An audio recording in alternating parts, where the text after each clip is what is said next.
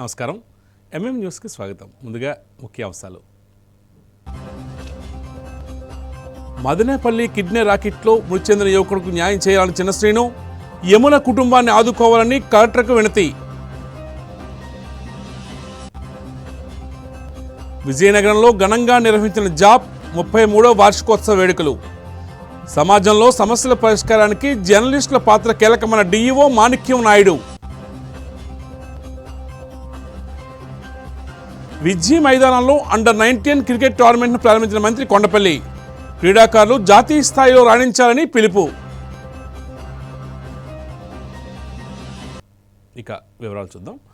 విశాఖ జిల్లా ఆనందపురం మండలం బొడ్డపాలెనికి చెందిన యమున కిడ్నీ రాకెట్ ముఠావాలలో చిక్కుకుని కిడ్నీ మార్పిడి జరుగుతున్న సమయంలో శస్త్రచికిత్స వికటించి మృతి చెందిన నేపథ్యంలో బాధితులకు ప్రభుత్వం తరపున తగిన సహాయం అందేలా చూడాలని భీమిలి నియోజకవర్గం సమన్వయకర్త చిన్నశ్రీను కలెక్టర్కు వినతి పత్రాన్ని అందించారు. ఈ సందర్భంగా ఆయన మాట్లాడుతూ ఆర్థిక ఇబ్బందులతో సతమతం అవుతూ ఎంతోమంది అమాయకులు స్వార్థపరుల కొరల్లో చిక్కుకొని ప్రాణాలు కోల్పోతున్నారని ఆవేదన వ్యక్తం చేశారు. మృతురాలు యమునకు 9 సంవత్సరాల వయసు గల ఒక కుమారుడు ఉన్నాడని తెలిపారు. బాలుని చదువు కొనసాగించడానికి సంరక్షణకు ప్రభుత్వం బాధ్యత తీసుకోవాలని ఆయన కోరారు. యమున మృతికి తగిన న్యాయం జరిగే విధంగా చూడాలని డిమాండ్ చేశారు. ఈ కార్యక్రమంలో భీమిలి నియోజకవర్గం వైసీపీ నాయకులు, కార్యకర్తలు పాల్గొన్నారు. కాంటాక్ట్ చేసి అక్కడ చిత్తూరులో కూడా కలెక్టర్ గారితో మాట్లాడి హాస్పిటల్ యాజమాన్యం నుంచి కూడా వారికి ఖచ్చితంగా వారికి పారితోషికం అందే విధంగా వారి నష్టపరిహారం అందే విధంగా కార్యక్రమాన్ని చేస్తామని చెప్పి వారు మాకు చెప్పారు. చాలా సంతోషం. తప్పకుండా మరి ఆ కుటుంబాన్ని ఆదుకోవాలని చెప్పి జిల్లా కలెక్టర్ గారి ద్వారా ప్రభుత్వాన్ని తెలియజేస్తా ఉన్నాను. ఈ జిల్లాలో ప్రభుత్వం ప్రజాప్రతినిధులు తెలియజేస్తా ఉన్నాను. ఎందుకంటే ఈ కుటుంబం నిరాశలు అయిపోయింది. ఇవాళ తల్లి తండ్రి నాన్నగా అయిపోయాడు బిడ్డ. అలాగే తను చూస్తే 9 సంవత్సరాల వయసులో ఉన్నాడు. కాబట్టి ప్రత్యేకించి ప్రభుత్వం దృష్టి పెట్టి ఆ కుటుంబానికి సహాయం చేయాలని, ఆ బిడ్డకు సహాయం చేయాలని, ఆ బిడ్డ తాలూకా చదువు అంతా కూడా మరి ప్రభుత్వం భరించాలని, ప్రభుత్వం చూసుకోవాలని, మరి తనకు కూడా ఆర్థికంగా సహాయం చేయాలని చెప్పి మేము ప్రభుత్వాన్ని కోరాం. తప్పకుండా మరి సానుకూలంగా వచ్చిందని చెప్పి ఈ రకంగా జరుగుతాయి. కాబట్టి ఈ ద్వారా మీ అందరికీ తెలియజేస్తా ఉన్నాం. ఈ రాష్ట్రంలో జరుగుతున్న పరిస్థితులన్నీ కూడా తెలియజేస్తా ఉన్నాం. ఈ రకంగా ఎక్కడెక్కడో మాయ మాటలు చెప్తూ, ముఖ్యంగా ఎవరైతే అభాగ్యులు ఉంటారో, ఎవరైతే ఇలాంటి వ్యక్తుల్ని మరి ఆసనా చేసుకొని వాళ్ళకి లేనిపోయిన మాయ మాటలు చెప్పి, ఇలాంటి మోసపూరితమైన మాటలు చెప్పి వాళ్ళ తాలూకు అవయవాల్ని దోచుకునే విధంగా ఈ రకంగా చేస్తున్న ముఠాది ఏదైతే ఉందో మరి ప్రభుత్వం దీని మీద దృష్టి పెట్టాలి. ప్రత్యేకించి ప్రభుత్వం కానీ పోలీసు వారు కానీ తగు చర్యలు తీసుకోవాలి. ఇలాంటి సంఘటనలు మరొకసారి పునరావృతం కాకూడదు. ఇంకొకరికి ఇలాంటి బాధ రాకూడదు. ఇంకో కుటుంబం ఈ రకంగా బాధపడకూడదు అని చెప్పి నేను అందరినీ కోరుతూ ఈ ప్రభుత్వం ఇలాంటి సంఘటనలు మరొకసారి పునరావృతం కాకుండా చర్యలు తీసుకోవాలని ప్రభుత్వాన్ని కూడా కోరుతాం. విజయనగరం జిల్లా కేంద్రంలోని మేయర్ వెంపడాపు విజయలక్ష్మి అధ్యక్షతన నగరపాలక సంస్థ సమావేశ మందిరంలో స్టాండింగ్ కమిటీ సమావేశం జరిగింది. కాగా మొత్తం 32 అంశాలకు సభ్యులు ఆమోదం తెలియజేశారు. అనంతరం మేయర్ విజయలక్ష్మి మాట్లాడుతూ అందరి సమన్వయంతో నగరాన్ని అభివృద్ధి చేయడమే ధ్యేయంగా కృషి చేయాలన్నారు. మిగిలి ఉన్న అభివృద్ధి పనులను సత్వరమే పూర్తయ్యే విధంగా చూడాలని సూచించారు. నిబంధనల ప్రకారం అధికారులు నడుచుకోవాలని ఆదేశించారు. ఫ్లోర్ లీడర్ రాజేష్ మాట్లాడుతూ స్వచ్ఛాంధ్ర కార్పొరేషన్ ద్వారా కొనుగోలు చేసిన 2 టరాస్ వాహనాలను వినియోగంలోకి తీసుకొచ్చేందుకు చర్యలు తీసుకోవాలని కోరారు. విద్యుత్ సమస్యలపై అన్ని డివిజన్ల కార్పొరేటర్ల నుంచి అభిప్రాయాలు తీసుకోవాలని సూచించారు. ఈ సమావేశంలో కమిషనర్ నల్లయ్య, సహాయ కమిషనర్ అప్పలాజు, స్టాండింగ్ కమిటీ సభ్యులు అల్లు చాణుక్య, జీవీ రంగారావు, సుంక నారాయణస్వామి, రేగాహణ రూపాదేవి, వివిధ విభాగాల అధికారులు, సిబ్బంది పాల్గొన్నారు.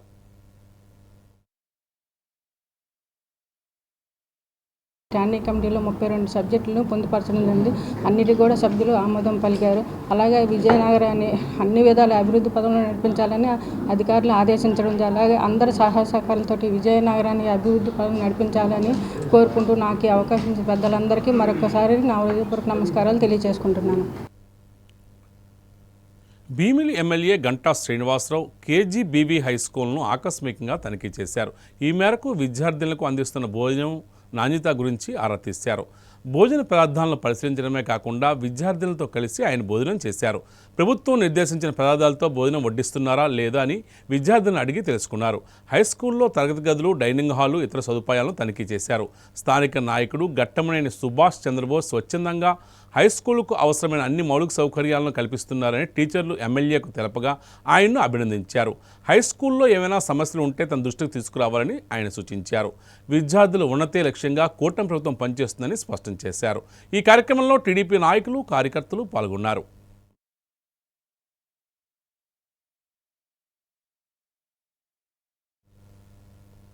పట్టణాల్లో నివాసం ఉంటున్న పేదలకి వారు నివాసం ఉన్న చోటే ఇల్లు పట్టాలు ఇచ్చి 2 సెంట్ల భూమి ఇల్లు నిర్మాణానికి మంజూరు చేయాలని కోరుతూ 24న చలో కలెక్టరేట్ కార్యక్రమం నిర్వహిస్తున్నట్లు సిపిఎం పార్టీ నగర కార్యదర్శి రెడ్డి శంకర్రావు తెలియజేశారు.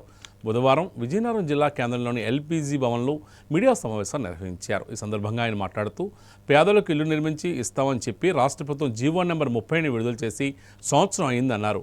అయినా విజయనగరం పట్టణంలో ఏ ఒక్కరికి ఈ జీవోను అమలు చేసి పట్టాలు ఇవ్వలేదన్నారు. పట్టణంలో పలు చోట్ల పేదలు దశాబ్దాలుగా నివాసం ఉంటున్నారన్నారు. నేటికి పట్టాలు వారికి ఇవ్వలేదని తక్షణమే పట్టాలిచ్చి ఇల్లు నిర్మించాలని కోరుతున్నామన్నారు. విశాఖపట్నంలో ఋషికొండ వద్ద టాటా కంపెనీకి పాడేరులో హైడ్రో పవర్ ప్రాజెక్టు కోసం అదానీకి, లోకేష్ బినామీ కంపెనీ ఉషాకి కేవలం ఎకరాకి 99 పైసలు చొప్పున 1000 ఎకరాల భూములు కార్పొరేట్ కంపెనీలకు ఉచితంగా అప్పచెప్పారు. కానీ ఏళ్ల తరబడి నివాసం ఉంటూ మురికోపంలో జీవిస్తున్న పట్టణ పేదలకు పట్టాలు ఇవ్వడానికి చేతులు రావడం లేదని ఆవేదన వ్యక్తం చేశారు. ఇప్పటికైనా పట్టణ పేదలకి ఇళ్ల స్థలాలు ఇచ్చి సమస్యలు పరిష్కరించాలని ఆయన డిమాండ్ చేశారు. నవంబర్ 24వ తేదీన విజయనగరం కలెక్టరేట్ వద్ద జరిగే ధర్నాలో పేదలంతా పాల్గొని విజయవంతం చేయాలని కోరారు. ఈ సమావేశంలో సిపిఎం జిల్లా కమిటీ సభ్యులు రమణమ్మ, రామచంద్రరావు, ఇతర సభ్యులు పాల్గొన్నారు. కూటమి ప్రభుత్వం అధికారంలోకి వచ్చాక రాష్ట్రంలో ఉన్న అన్ని మున్సిపాలిటీల్లో పట్టణాల్లో ఉన్న పేదవాళ్ళు నివాసం ఉన్న చోటే పట్టాలు ఇస్తామని జీవో నెంబర్ 30ని విడుదల చేసింది. విడుదల చేసి సంవత్సరం అవుతున్నా నేటికి దాన్ని అమలు చేయడానికి ఎటువంటి ప్రయత్నం చేయకపోవడం దురదృష్టకరం. తక్షణం ఇప్పటికైనా పట్టణాల్లో నివాసం ఉన్న పేదలకి జీవో నెంబర్ 30 ప్రకారం నివాసం ఉన్న చోటే 2 సెంట్ల భూమి ఇచ్చి 5 లక్షల రూపాయలు ఇచ్చి ఇల్లు కట్టించి ఏర్పాటు చేస్తామన్న హామీని అమలు చేయాలని చెప్పి సిపిఎం పార్టీగా మేము డిమాండ్ చేస్తూ ఉన్నాం. అంతేకాదు గ్రామాల్లో 3 సెంట్లు, పట్టణాల్లో 2 సెంట్లు చొప్పున ఎవరికైతే వివాహం అయ్యి ఇల్లు లేకుండా ఇబ్బందులు పడుతున్న యువకులు ఉన్నారో వాళ్ళందరికీ ఇస్తామని చెప్పి గవర్నమెంట్ చెప్పింది. నేటికి దాన్ని అమలు చేయలేదు. కాబట్టి ఈ 2 సమస్యల పరిష్కారం చేయాలని చెప్పి రేపు 24వ తారీఖున సిపిఎం పార్టీ ఆధ్వర్యంలో కలెక్టర్ ఆఫీస్ ముందు ధర్నా చేయడానికి వెళ్తున్నాం. ఈ చెలో కలెక్టరేట్ కార్యక్రమాన్ని ప్రజలంతా పాల్గొని జయప్రదం చేయాలని విజ్ఞప్తి చేస్తున్నాం. ఒకవైపున ఈ ప్రభుత్వం పెద్ద పెద్ద కార్పొరేట్ సంస్థలకి, అది అంబానీ కావచ్చు, అదానీ కావచ్చు, లేకపోతే ఈరోజు గూగుల్ కావచ్చు, అనేక చోట్ల వేలాది ఎకరాల భూముల్ని 99 పైసలు ఎకరా చొప్పున ఇచ్చేస్తుంది. మరి పేదవాడు నివాసం ఉన్న చోట పట్టాలు ఇవ్వడానికి, రిజిస్ట్రేషన్ చేయడానికి వచ్చిన ఇబ్బంది ఏంటి? దీనికి సమాధానం ఈ ప్రభుత్వం చెప్పాలి. విజయనగరం పట్టణంలో దరిదాపు 20 ఏళ్ళుగా రామకృష్ణ నగర్లో, అలాగే ఎల్బీజీ నగర్లో, ఈ మధ్యకాలంలో గురజాడ నగర్లో, వినాయక నగర్లో, గంజిపేటలో, అలాగే బొంగవీధిలో, జొన్నగుడ్లో తరాలుగా తరబడి పేదవాళ్ళు, దళితులు, ఉప్పర్లు నివాసం ఉంటున్నారు. వాళ్ళకి అదే స్థలంలో రిజిస్ట్రేషన్ చేసి పట్టా ఇవ్వడానికి వచ్చిన ఇబ్బంది ఏంటి? ఇల్లు కట్టడానికి వచ్చిన ఇబ్బంది ఏంటి? ప్రభుత్వం సమాధానం చెప్పాలి. కాబట్టి ఇది ఒకవైపు.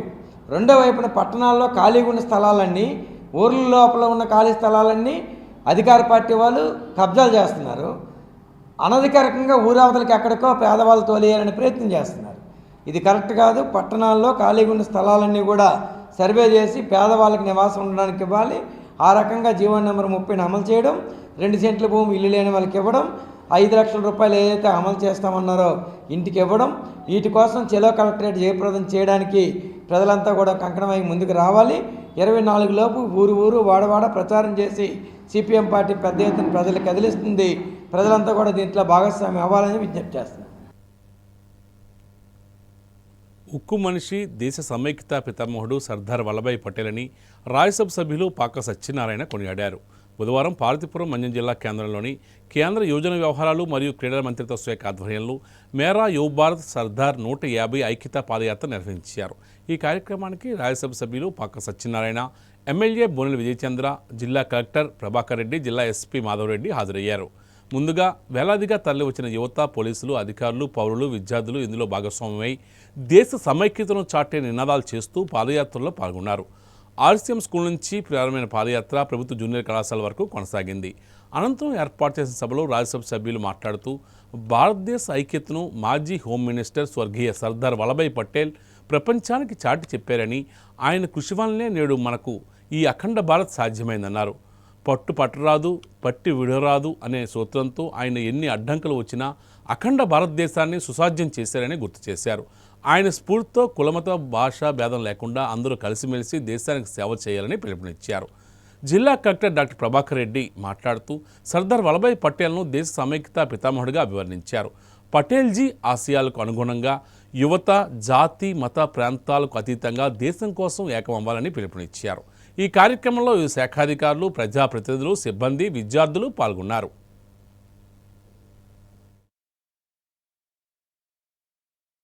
ఐక్యత అంటే సర్దార్ వల్లభాయ్ పటేల్, ఆయన కృషి వల్లనే ఈరోజు మనకు ఈ అఖండ భారత్ సాధ్యమైంది. పట్టు పట్టరాదు, పట్టి విడువరాదు అంటే సర్దార్ వల్లభాయ్ పటేల్ గారు ఆ రోజు ఒక పట్టుబట్టి ఎవరు మాట వినకుంటే వాళ్ళ తలలు వంచి ఈ అఖండ భారతదేశాన్ని సుసాధ్యం చేశారు. అటువంటి ఉక్కు మనిషిని మనం స్మరించుకునేందుకు ఈ 150వ జయంతి ఒక అవకాశంగా, ఒక వేదికగా నిలిచింది. మనమందరం కూడా ఆయన స్ఫూర్తితో ఎన్ని మతాలున్నా, ఎన్ని కులాలున్నా, ఎన్ని భాషలున్నా ఒకటిగా కలిసి మెలిసి అఖండ భారతదేశానికి సేవ చేయాలనేటువంటి సంకల్పాన్ని మనం ఇందాకే చేసుకున్నాం. దానికి కట్టుబడి ఉండాలి. మనమందరం కూడా సమాజ సేవలో పాత్ర వహించాలి. సర్దార్ వల్లభాయ్ పటేల్ గారు పోలీస్ యాక్ట్ ద్వారా హైదరాబాద్ని మనం 24 గంటల్లో హైదరాబాద్ని మనం విలీనం చేసుకోవడం జరిగింది. జనాగడ్కి వార్నింగ్ పంపి జనాగడ్ని కూడా విలీనం చేసుకున్నాం. ట్రెవెన్కోర్కి కొన్ని కండిషన్స్ ఒప్పించి మనం తీసుకురాగలిగాం. దురదృష్టం ఏంటంటే జమ్మూ అండ్ కాశ్మీర్ మటుకి అప్పుడు ఉన్నటువంటి రాజకీయ పరిస్థితుల కారణంగా ఆర్టికల్ 370 అని చెప్పి ఒక ప్రత్యేకమైనటువంటి ప్రతిపత్తినిస్తూ ఇండియన్ యూనియన్లో కలవకుండా ఉండేటటువంటి పరిస్థితి చేసి మిగిలినటువంటి భారతదేశాన్ని అంతా కూడా కలిపినటువంటి విషయం మన చరిత్ర మనకు చెప్పేటటువంటి విషయం.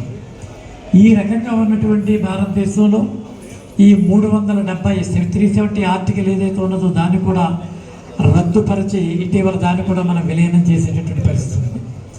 ఈ చరిత్ర అంతా ఈ యువతకి తెలియజేయాల్సినటువంటి అవసరం ఎందుకు వచ్చిందంటే ఇట్టి ఇండియన్ యూనియన్ ఎదుర్కొన్నటువంటి పరిస్థితుల ఆధారంగా భారతదేశాన్ని ఏకత్రాటిపై తీసుకొచ్చినటువంటి ఘనత సర్దార్ వల్లభాయ్ పటేల్ది. ఇట్టి వ్యక్తికి రాజ్యాంగబద్ధమైనటువంటి హక్కు కల్పించింది బాబాసాహెబ్ అంబేద్కర్. ఇంత విశాలమైనటువంటి దేశంలో ఇన్ని విభిన్నమైనటువంటి సంస్కృతులు ఉన్న చోట ఇన్ని విభిన్న మతాలు ఉన్నటువంటి దాన్ని అల్లినటువంటి రాజ్యాంగబద్ధంగా అల్లినటువంటి వ్యక్తి బాబాసాహెబ్ అంబేద్కర్. అంబేద్కర్ ఆలోచన విధానాన్ని అక్షర రూపంలో అమలు చేసినటువంటి వ్యక్తి సర్దార్ వల్లభాయ్ పటేల్. కాసేపు విరామం.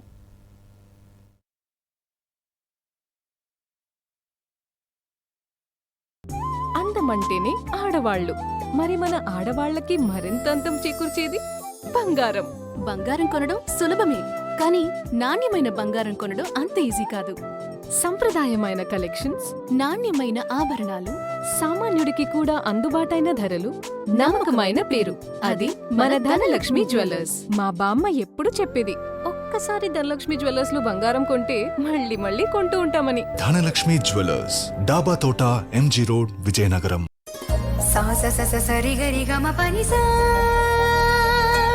నిరిస నిరిస నిరిస నీద మా గరి సరి గమ. అమ్మాయికి తన సొగసే ఆనందం, మన మనసే దోచేనే తన అందం. అందానికి ప్రతిరూపం ఆభరణం, ఆభరణం అసలు రూపం. Govinda jewelleries, Govinda jewelleries, Govinda jewelleries, Govinda jewelleries. సాంప్రదాయ స్వర్ణాభరణాలకు పుట్టినిల్లు మా Govinda jewelleries. Govinda jewelleries, MG road, Vizianagaram.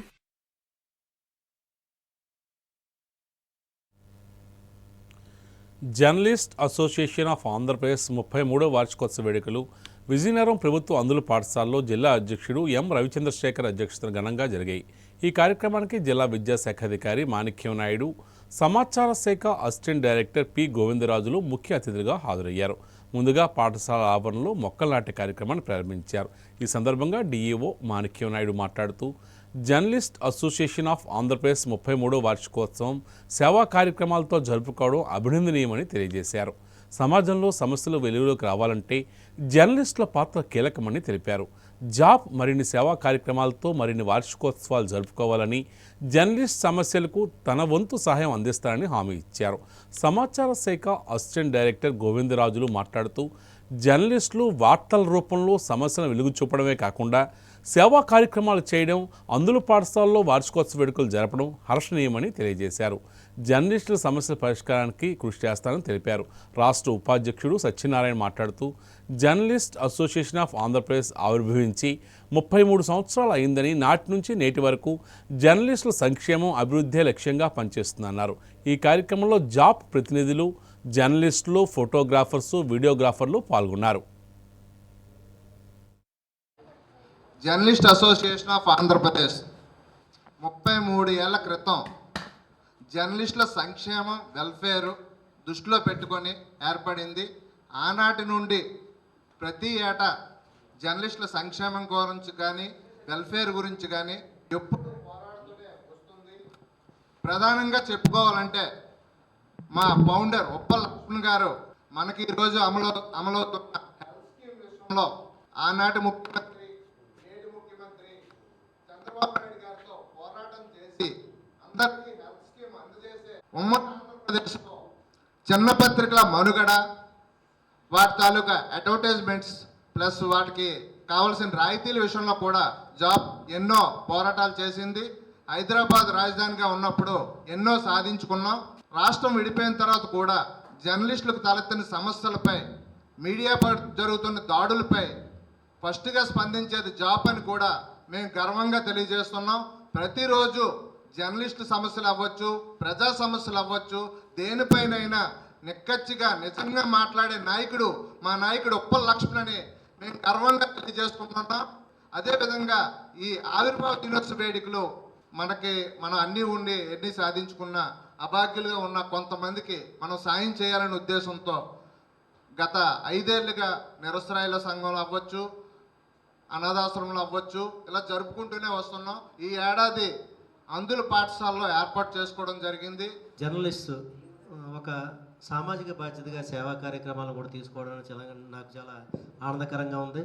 ఎందువల్లంటే ప్రతి ఒక్కరు కూడా ఏంటంటే ఎక్కడైతే సమాజంలో ఎక్కడైతే అవసరం అయితే ఉందో వాళ్ళని గుర్తించడం, అలాగే వాళ్ళకి తమ వంతు ఏదైనా సహాయం చేయడం, సహాయం చేద్దాం అనుకోవడం నిజంగా వాళ్ళకి మంచి అవకాశం. ఇది నిజంగా అవకాశం రావడం అనేది పెద్ద అదృష్టంగా మనం భావించాలి.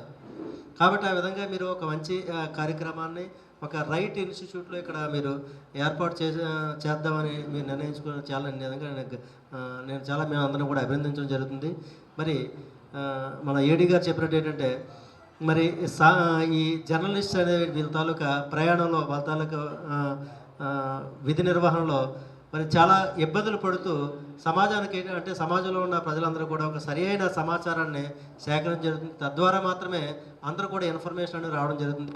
కాబట్టి రియల్గా ఏంటంటే మీరందరూ కూడా ఏంటంటే ఈ ప్రజలందరూ కూడా ఏంటంటే విషయాన్ని తన దగ్గరకు, ప్రజల దగ్గరకే విషయాన్ని ఎన్నో కష్టాలు పడే విషయాన్ని సేకరించి మా ముందుకు ఉంచడం జరుగుతుంది. కాబట్టి దాని ద్వారా ఏమవుతుందంటే ప్రజలు ఆ సమాచారం తెలుసుకోవడం, దాని ప్రకారంగా రియాక్ట్ అవ్వడం జరుగుతుంది. కాబట్టి మనం యాజ్ ఏ జర్నలిస్ట్గా ఏంటంటే సమాజంలో అంటే మంచి విషయాల్ని ఎక్కువ ఎంకరేజ్ చేయడం, మోటివేట్ చేయడం, అలాగే మంచి పనుల పట్ల మనం ఏంటంటే పాజిటివ్ యాటిట్యూడ్ కనపరచడం, ఎక్కడైతే లోపాలు ఉన్నాయో వాటిని కూడా కన్సర్న్ వాళ్ళతో మాట్లాడడం, వాళ్ళ ద్వారా వాటిని సరిదిద్దే కార్యక్రమాలు చేయడం, ఇలాంటివి కూడా చేస్తే బాగుంటుంది. తద్వారా ఏంటంటే మన తాలూకా రోల్ అనేది కరెక్ట్గా ఇప్పుడు సార్ చెప్పినట్టు ఏంటంటే ఇది సమాజంలో ఏంటంటే మూల స్తంభంలో లాంటి పత్రికలు అనేవి అన్నమాట. కాబట్టి ఆ పత్రికలో ఏవైతే రాయాలో అవి మాత్రమే, ఏవైతే ప్రజలకు అవసరం, ఏవైతే పిల్లలకు అవసరం, ఏవైతే ఎవరికి అవసరం, ఆ అవసరానికి అనుగుణంగా సామాజిక బాధ్యత కూడా దృష్టిలో పెట్టుకొని మనం రాసే వార్తలుగా అనేవి రాస్తూ ఉండాలి. తద్వారా దాని ప్రకారంగా ఏంటంటే అధికారులు అవ్వచ్చు, మిగతాలో రియాక్ట్ అవుతారు కూడా అన్నమాట. కాబట్టి ఆ విధంగా మీరు మంచి కార్యక్రమాలు చేస్తూ ఉంటారు. అలాగే ఈ న్యూస్ సేకరించడం ఇవన్నిటిలో చాలా ఇబ్బందులు పడుతూ కూడా ఏంటంటే మనకి ఒక పేపర్ రూపంలో డిజైన్ చేసి మనకి అందడం నిజంగా చాలా కష్టమైన పని. అయినప్పుడు కూడా ఏంటంటే మీరు చాలా ఒక న్యూస్ పేపర్ తేడానికి మాకు చాలా దాంట్లో రోల్ ప్లే చేయడం జరుగుతుంది మీరు. కాబట్టి ఈ సందర్భంగా మీ అందరినీ కూడా ఈ పని ఈరోజు కార్యక్రమం నిర్వహించడం అనేది ఏంటంటే చాలా అభినందనీయ కార్యక్రమం. ఇలాంటి కార్యక్రమంలో మీరు మరి తరచుగా ఏంటంటే కార్యక్రమాలలో పాల్గొంటూ ఒక సామాజిక బాధ్యతగా నిర్వహిస్తారని మరొకసారి మీ అందరినీ కోరుకుంటూ,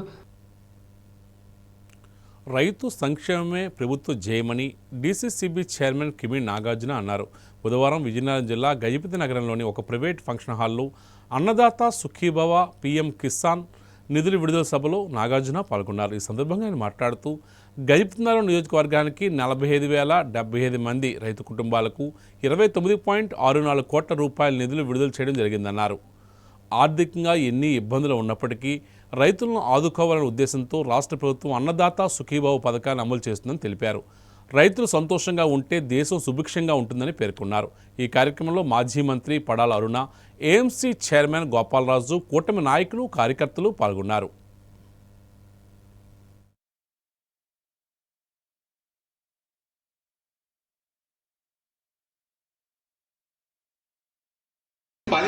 ఇస్తానన్నాడు జగన్మోహన్ రెడ్డి, 13,500కే కుదించారు.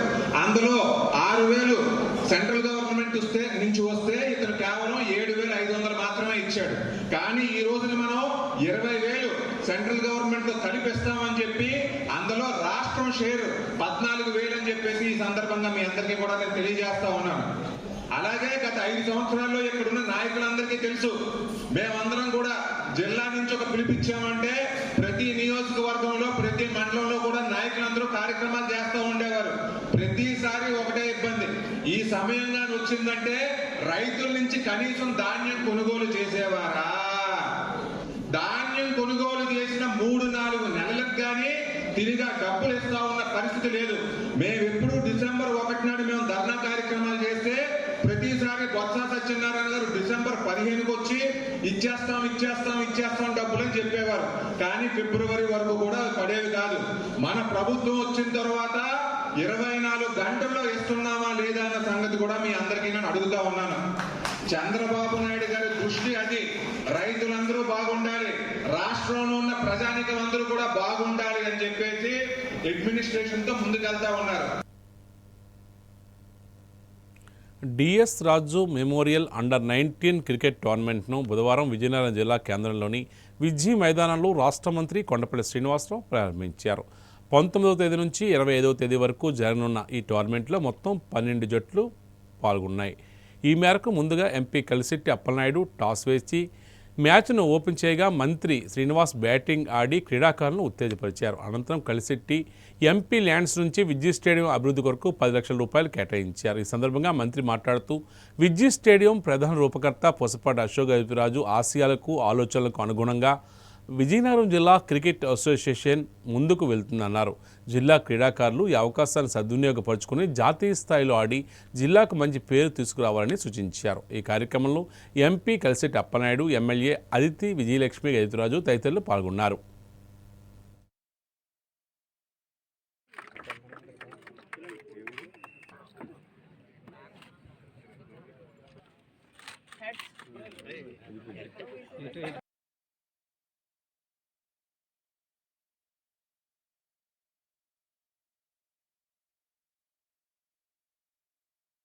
విజయనగరంలో క్రికెట్ స్టేడియం మన ఎంత మంచి ఫెసిలిటీ మనకి పొసపాటి అశోక్ గజపతి గారి ఫ్యామిలీ మనకి ఇవ్వడం జరిగిందనేది మీ అందరికీ తెలిసిన విషయం. ఇక్కడ క్రికెట్ అసోసియేషన్ క్రికెట్ ఇంట్రెస్ట్ మీద అనేకమైనటువంటి టోర్నమెంట్స్ కండక్ట్ చేయడం జరుగుతూ ఉంటుంది.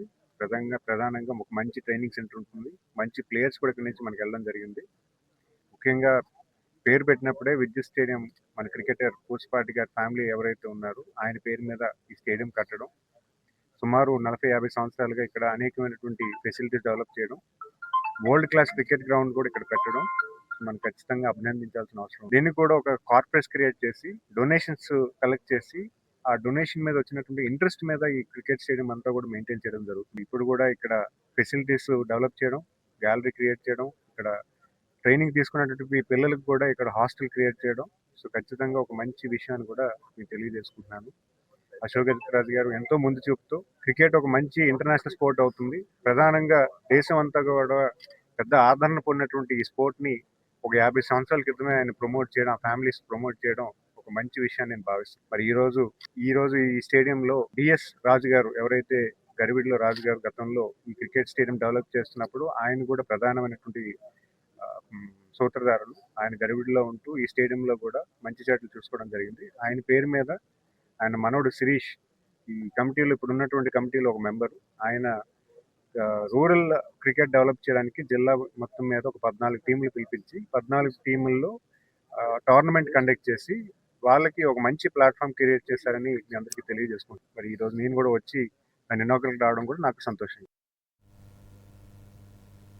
యువతే దేశానికి చైతన్యమని, అట్టి యువతను మన శాస్త్ర విజ్ఞానం ద్వారా మేల్కొల్పి దేశ ప్రగతికి పాటుపడేటట్లు చేయాలని వాగ్దేవి సమారాధనం అధ్యక్షురాలు డాక్టర్ స్వప్న హైందవి పిలుపునిచ్చారు.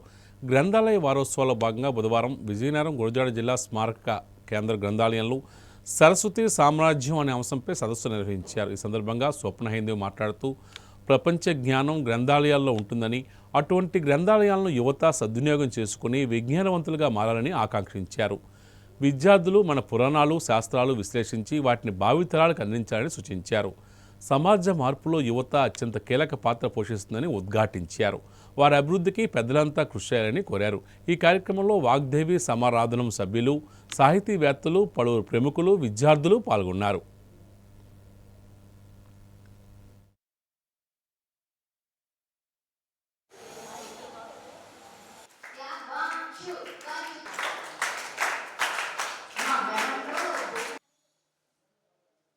కాబట్టి ఈ సభలో భాగంగా ఓరియంటల్ లాంగ్వేజ్ చదువుతున్న వాళ్ళని పిలవడం అనేది ముఖ్యం. కానీ ఇప్పుడు పిల్లలు ఎవరికి తెలియదు.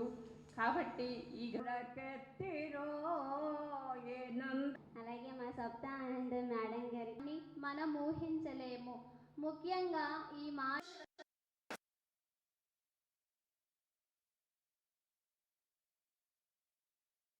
మరియు మనం ఏదైనా చేయాలంటే ముందుగా మనం దేవుడి మీద నమ్మకం అనేది ఉంచుకోవాలి.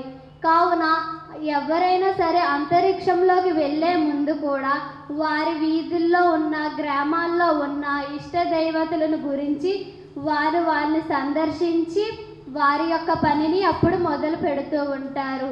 అలాగే దేనికైనా సరే నమ్మకం అనేది చాలా ముఖ్యం. ఎందుకంటే కోర్టులోను కూడా మనకు న్యాయవాదంలో భగవద్గీత అనేది ఉంటుంది. దానిలో మనం ప్రమాణం చేసి ఏది తప్పు ఏది ఒప్పు అనేది కూడా చెప్తూ ఉంటాం. కావున ఇంత గొప్పగా ఉన్న మన భరతకాండమ సంప్రదాయంలో ఉన్న ఈ నమ్మకాలను మనం ఎప్పుడూ కూడా వెళ్ళవేయకూడదు. దీన్ని ఎప్పుడు మనం అందరం గౌరవిస్తూ ఉండాలి. నమ్మకం అనేది ఎప్పుడు పెట్టుకొని ఉండాలి. ఎప్పుడు దేవుడు లేరు అనేది మనం అనుకోకూడదు. దేవుడు ఉన్నారు కాబట్టే మనం ఈరోజు ఇక్కడ ఇలా ఉంటున్నాం. స్వస్తి. ఈ అవకాశం నాకు ఇచ్చినటువంటి మా స్వప్న హైందూ మేడం గారికి నా చాలా మనస్ఫూర్తి ధన్యవాదాలు. ఎందుకంటే మేము సంస్కృత కళాశాలలో విద్యార్థులు మాత్రమే. ఆ విద్యార్థులు ఈరోజు వేదికకు అతిథులుగా తెచ్చి మా మాన్య గారు మాకు ఇంతటి అవకాశం ఇచ్చినందుకు చాలా ధన్యవాదాలు మాన్య. విజయనగరంలో ఉన్న శాస్త్రము మరెక్కడా లేదు. విజయనగరంలో లేనివి మరెక్కడా లేవు. విజయనగరంలో ఉన్నవి అంతటా ఉన్నాయి. అటువంటి శాస్త్ర సంపద, వేద సంపద కలిగినటువంటి మన పుణ్య క్షేత్రం మన విజయపురి. నాకు అనిపించిందండి, నేను 21 సంవత్సరాల సంస్కృత కళాశాలలో నేను పనిచేశాను. ఎంతోమంది విద్యార్థులను నేను తిరుపతి నుండి వచ్చాను కాబట్టి శాస్త్ర పండితుల వద్ద చదువుకుని వచ్చి ఒక సేవకురాల్లాగా పనిచేశాను. ఆ పిల్లల్ని బయటకు తీసుకుని వచ్చి శాస్త్ర సంరక్షణ చేయాలని ఈరోజు ఈ గ్రంథాలయ వారోత్సవాల్లో భాగంగా ముందుగా ప్రారంభించాను వసంత భారతితో. ఇక ప్రతి నెల వాగ్దేవిలో మా విద్యార్థులు ఒక్కొక్కరు ఒక్కొక్క శాస్త్రాన్ని బయటకు తీసుకువస్తారు, వారు అధ్యయనం చేసిన దాన్ని. మేము సుభద్ర మేడం గారికి సత్కారం పెట్టుకోవడానికి ముఖ్య కారణం ఉంది. మాకు సముద్రాల గురుప్రసాద్ సార్ తెలుగు భాష పరిరక్షణ సమితి అధ్యక్షుడు కూడా రావడం చాలా సంతోషం సార్. సభాముఖంగా మీకు స్వాగతాన్ని పలుకుతున్నాం సార్. మేడం, ఈ కాలేజీని ముందుకు తీసుకువెళ్ళాలి, మీ సహకారం కావాలి. మీరు నాకు ప్రక్కన నిలబడితే చాలు అంటే ఒక్క విద్యార్థిగా ఉన్న కళాశాలను 175 మంది వరకు తీసుకువచ్చే వరకు ముళ్ళపూడి సుభద్రాదేవి మేడం ఏ నాడు కూడా నా చెయ్యి వదలలేదు. నన్ను ముందు పట్టుకుని తీసుకువెళ్ళేవారు. అంటే లోకల్ సపోర్ట్ అంతగా ఆవిడ నాకు ఆశీస్సులు అందించింది. కాబట్టే ఈరోజు ఇంతటి రత్నాలు పిల్లలు భారతి అయితేనేమి, వసంత అయితేనేమి చక్కగా తయారయ్యారు. నేను కోరేది ఒక్కటే, మనమే మీటింగ్స్ చెప్పుకుంటూ చేస్తూ ఉంటే మన చరిత్ర మనతోనే ఎండ్ అయిపోతుంది. భావి తరాలకు అందించాలి, యువతను మేల్కొల్పాలి. ఈ శాస్త్రాలని వాళ్ళు శాస్త్రంలో యాన్యనవద్యాని కర్మాణి తాని సేవితవ్యాని నోయితరాణి, ఏ శాస్త్రంలో ఏవైతే చెప్పి ఉన్నాయో అవి అధ్యయనం చేశారు పిల్లలు. వాటిని బయటికి తీసుకొచ్చి వాళ్ళ ద్వారా చెప్పించాలి. యువతే కదా దేశానికి ఒక చైతన్యం అని చెప్పారు స్వామి వివేకానంద. మరి అటువంటి యువతకి వారు చదివింది ఒకటవుతుంది, వారు చేసే పని ఒకటవుతుంది. వృత్తి ప్రవృత్తి వేరు కాకూడదు. వృత్తి ప్రవృత్తి రెండు ఒకటే ఉంటే భక్తితో వాళ్ళు, విశ్వాసంతో వాళ్ళు ముందుకు వస్తారని చెప్పి తెలియజేస్తూ ఎంఎం న్యూస్ ముగించే ముందు ముఖ్యాంశాలు మరోసారి. మదనపల్లి కిడ్నీ ర్యాకెట్లో మృతి చెందిన యమునకు న్యాయం చేయాలని చిన్న శ్రీను, యమున కుటుంబాన్ని ఆదుకోవాలని కలెక్టర్కు వినతి. విజయనగరంలో ఘనంగా నిర్వహించిన జాబ్ 33వ వార్షికోత్సవ వేడుకలు. సమాజంలో సమస్యల పరిష్కారానికి జర్నలిస్టుల పాత్ర కీలకమైన డీఈఓ మాణిక్యం నాయుడు. విజయ మైదానంలో అండర్-19 క్రికెట్ టోర్నమెంట్ను ప్రారంభించిన మంత్రి కొండపల్లి, క్రీడాకారులు జాతీయ స్థాయిలో రాణించాలని పిలుపు. ఎంఎం న్యూస్ ఇంతటితో సమాప్తం. చూస్తూనే ఉండండి ఎంఎం న్యూస్.